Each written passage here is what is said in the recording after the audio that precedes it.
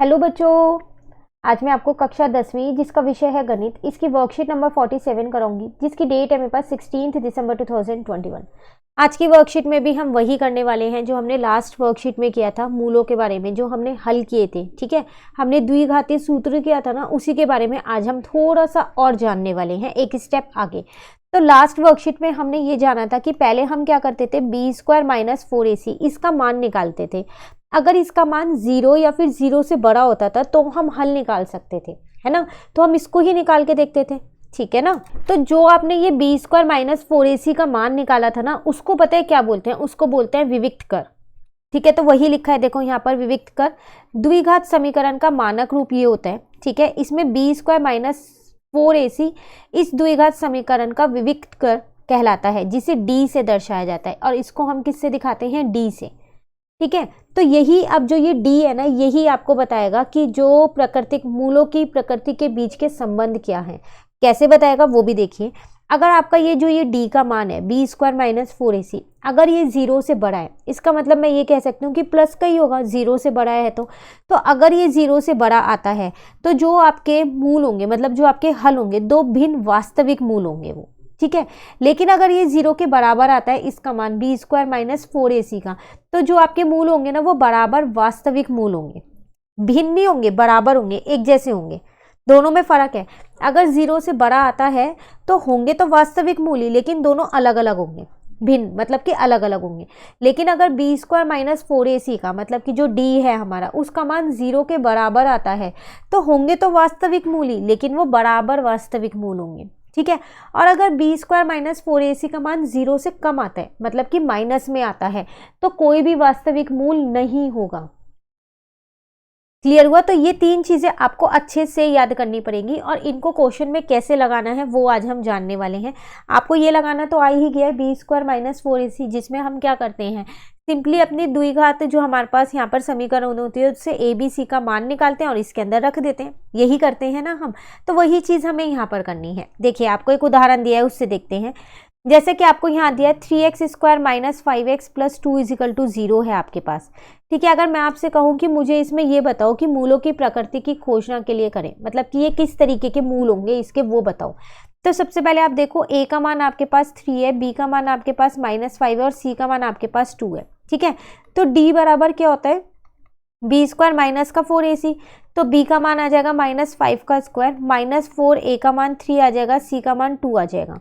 तो 5 5 जा 25, 3 2 जा 6 और 6 4 जा 24। तो आंसर आ गया 1, जो कि 0 से बड़ा है।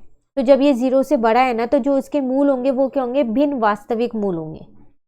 ठीक है, तो यहाँ लिख दो, दो अलग वास्तविक मूल। अलग लिखो या भिन्न लिखो, बात एक ही है। ठीक है, अब अगर यहाँ पर आप दूसरा एक और उदाहरण देखें, तो इसमें भी आपको यही बताना है कि इसके मूल कैसे हैं। तो देखो, a का मान यहाँ पर 1 है, b का मान यहाँ -4 है और c का मान यहाँ पर 5 है। तो अगर मैं d की बात करूँ तो वो होता है b² - 4ac। ठीक है, तो b की जगह मैंने b का मान रख दिया यहाँ पर -4, a की जगह 1 रख दिया और c की जगह 5 रख दिया। तो 4 4 जा 16 हो गया, 4 5 जा 20 हो गया। तो यहाँ -4 आ गया, जो कि 0 से छोटा है। तो इसमें कोई भी वास्तविक मूल नहीं होगा, तो यहाँ लिख दिया का कोई वास्तविक मूल नहीं है। क्लियर। चलिए, अभी हम क्वेश्चन देखते हैं, उसमें भी यही पूछा गया है। कह रहा है समीकरण, आपको एक समीकरण दी के विविक्त कर का मान ज्ञात कीजिए। मतलब पहले आपको इसका d निकालना है और फिर इसके मूलों की प्रकृति का पता लगाइए, फिर ये बताना है कि इसके मूल कैसे हैं। यदि मूल वास्तविक हैं और अगर इसके मूल वास्तविक आते हैं तो उनका भी मान निकालिए। तो उनका मान निकालना है, वो कैसे निकालेंगे, वो हमने द्विघाती सूत्र किया था ना, -b + -√b² - 4ac/2 है, वही वाला सूत्र लगा के निकालना है। अगर वास्तविक मूल आते हैं तो, नहीं आते तो कोई बात नहीं, फिर नहीं निकालना। ठीक है ना। चलिए, तो 2x² - 5x - 3 है, यहां लिख लेते हैं पहले।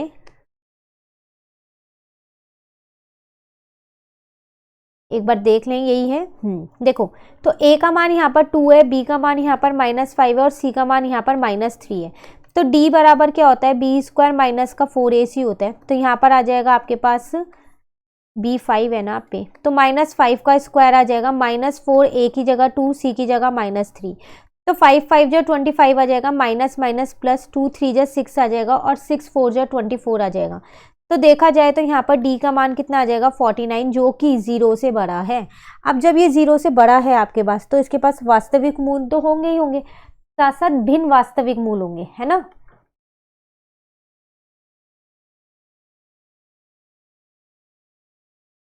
चेक कर लें एक बार, देखो ये रहा, अगर 0 से बड़ा है तो वही चीज हमने यहाँ पर लिख दी कि इसके जो मूल है वो क्या है, भिन्न वास्तविक मूल है। अब जब वास्तविक मूल है तो आपको मूल निकालने भी हैं, तो सूत्र लगाते हैं -b plus minus √b² minus का 4ac अपॉन में 2a, ठीक है ना। अब देखो b की जगह पे लिखा मैंने यहाँ पर -5 प्लस माइनस ऐसी है, इसकी जगह पे वही जैसे हमने लास्ट वर्कशीट में रखा था, b² माइनस 4ac की जगह जो ऊपर मान निकाला था वही लिखा था ना, वही यहाँ लिखेंगे, ठीक है। 2 और a की जगह क्या लिखेंगे, 2 लिख देंगे। तो माइनस माइनस तो प्लस हो जाएगा, तो इस माइनस को हटा देते हैं फिर, तो 5 प्लस माइनस 7 अपॉन में 4 हो गया, ठीक है। तो जो मूल निकलेंगे वो कैसे निकलेंगे, 5 प्लस 7 अपॉन में 4 और 5 माइनस 7 अपॉन में 4, ठीक है। तो ये आ जाएगा 12 अपॉन में 4 और यहाँ पर आ जाएगा माइनस का 2 अपॉन में 4, ठीक है ना यहाँ तक। तो इसको इससे कट किया तो 3 आ जाएगा और इसको इससे कट करेंगे तो माइनस का 1/2 आ जाएगा, ठीक है। तो ये आपके पास मूल आ गए, जो मूल निकालने थे वो दोनों मूल आपके निकल गए। क्लियर। चलिए क्वेश्चन नंबर 2 देखते हैं। कह रहे समीकरण, फिर एक समीकरण दे रखी है 3x² माइनस 6x प्लस 3 = 0 के विविक्तर का मान ज्ञात कीजिए। फिर वही पहले d निकालना है और फिर इसके मूलों की प्रकृति का पता लगाइए, फिर बताना है कि इसके मूल कैसे हैं, यदि मूल वास्तविक है, और अगर मूल वास्तविक है तो आपको उसका मान निकालना है। सेम ऊपर वाला क्वेश्चन है, बस यहाँ पर क्या किया, समीकरण बदल दिया और कुछ नहीं किया है, ठीक है। तो देखिए 3x² माइनस 6x प्लस 3 = 0 है, पहले ये यहाँ लिख लेते हैं,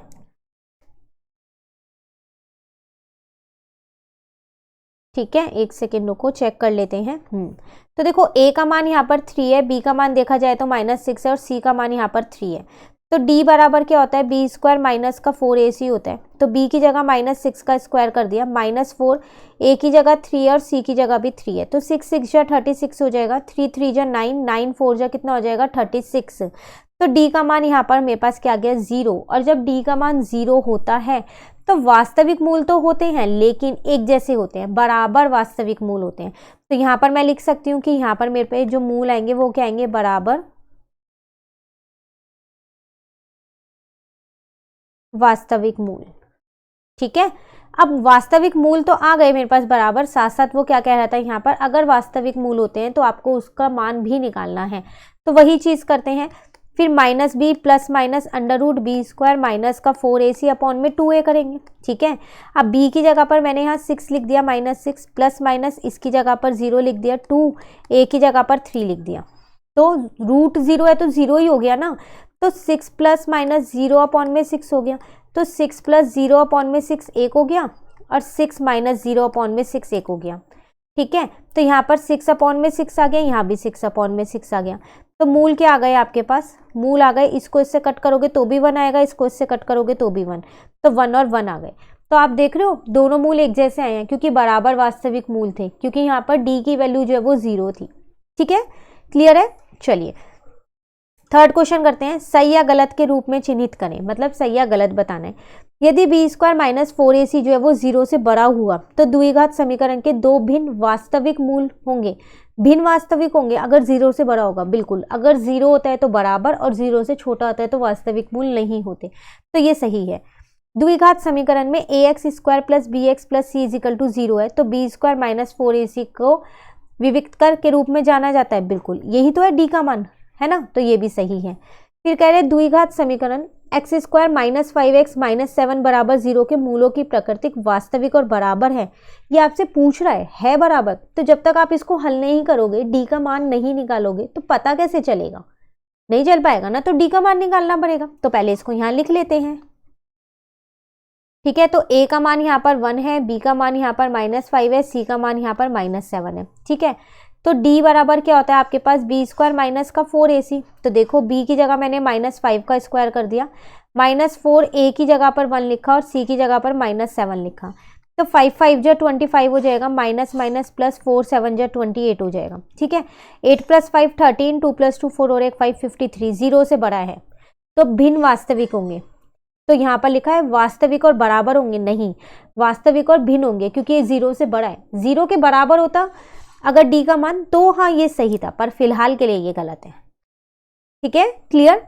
कोई भी डाउट हो आप कमेंट करके पूछ लीजिएगा। वर्कशीट हमारी यहाँ पर कंप्लीट हो गई है। नेक्स्ट वर्कशीट नेक्स्ट वीडियो में समझेंगे।